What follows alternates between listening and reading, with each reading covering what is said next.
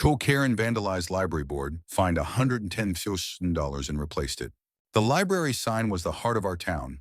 For decades, it stood proudly at the edge of Willow Creek's community library, its carved wooden letters welcoming everyone, knowledge for all.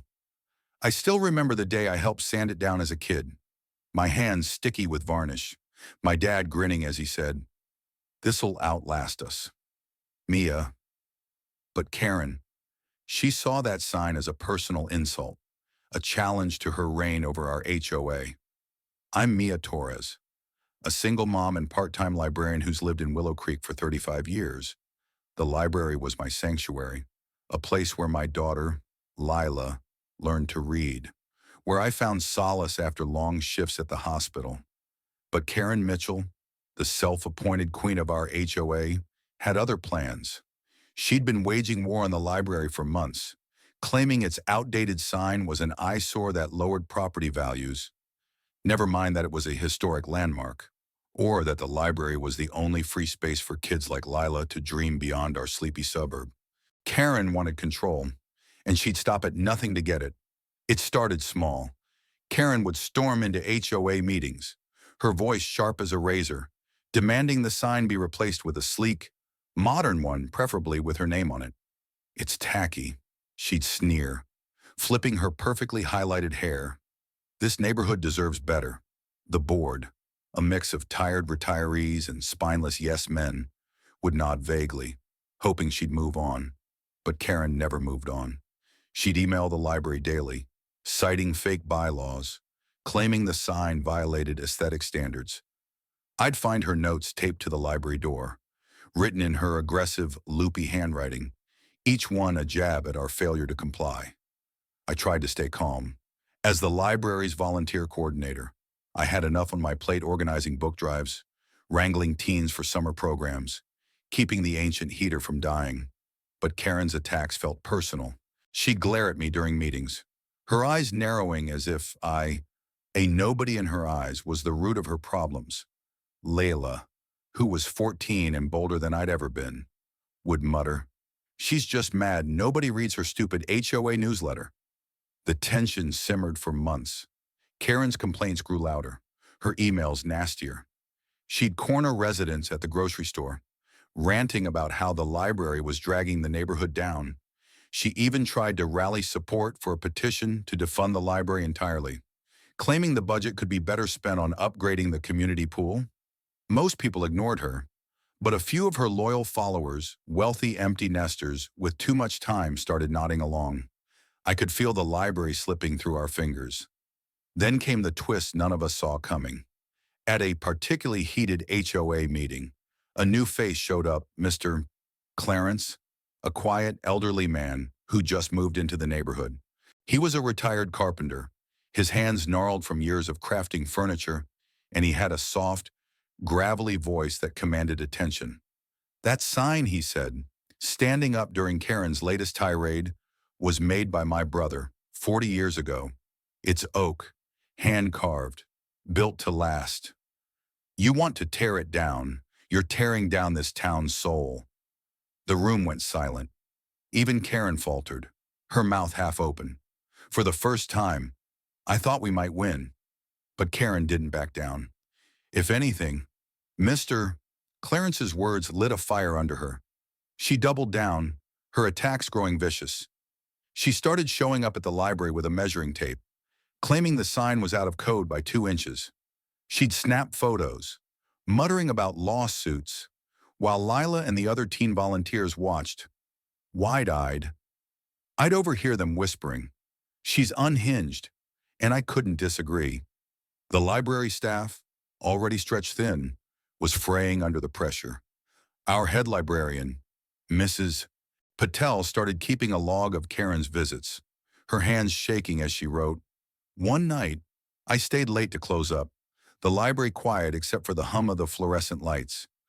I was shelving books when I heard a crash outside, sharp and splintering, like wood snapping in half. My heart lurched. I ran to the parking lot, Lila trailing behind me, and there it was, our beloved sign, shattered into pieces, red spray paint dripping across the wreckage. No rules, it read. the letters jagged and angry. I felt like I'd been punched in the gut. Lila grabbed my arm, her voice small. Who would do this? I knew exactly who. The next morning, the town was buzzing. Residents gathered around the broken sign, some crying, others furious. Mr. Clarence stood silently, staring at the wreckage, his face unreadable. Mrs. Patel called the police, and I called an emergency HOA meeting. Karen showed up, her face a mask of fake concern, but I saw the glint in her eyes. She thought she'd won. The confrontation came at the meeting, and it was electric. The community center was packed, standing room only, the air thick with anger. I stood at the front, my voice shaking but firm, and laid out the evidence security footage from the library's grainy camera, showing a figure in a hooded jacket, unmistakably Karen's build, spray painting the sign before smashing it with a crowbar. Gasps rippled through the crowd. Karen leapt to her feet, her face red. "This is slander," she shrieked. "You have no proof that's me." But then Mr. Clarence stood up, holding a small, weathered notebook. "This," he said, his voice steady, "is my brother's journal. He wrote about every project he ever did, including that sign. It was worth $110,000, a gift to this town." He turned to Karen, his eyes blazing. "You destroyed it. You'll pay for it." The room erupted. Karen's followers tried to defend her, but the tide had turned. Residents shouted her down, recounting her years of bullying, fining people for unapproved mailboxes, harassing families over lawn decorations. Lila, braver than I'd ever seen her, stood up and said, "You don't care about this town. You just want to control it." I'd never been prouder. The police were called mid-meeting. Karen tried to bolt, but two officers stopped her at the door. They presented her with a citation: vandalism, destruction of property, and a fine of $110,000, the exact value of the sign, as verified by Mr. Clarence's documentation. Karen's face crumpled, her confidence shattered. She stammered, "I'll sue you all," but no one was listening. The crowd was cheering, a wave of relief washing over us. In the weeks that followed, justice rolled out like a slow, satisfying tide. Karen was forced to pay the fine, her savings drained. The HOA, under new leadership, voted her out as president. A local artist, inspired by the community's stand, designed a new sign, still oak, still hand-carved, but with a plaque honoring Mr. Clarence's brother.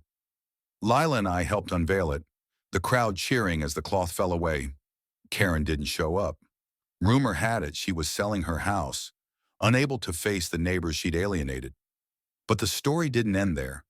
The library became stronger than ever. Donations poured in, enough to fund new programs and repair the ancient heater.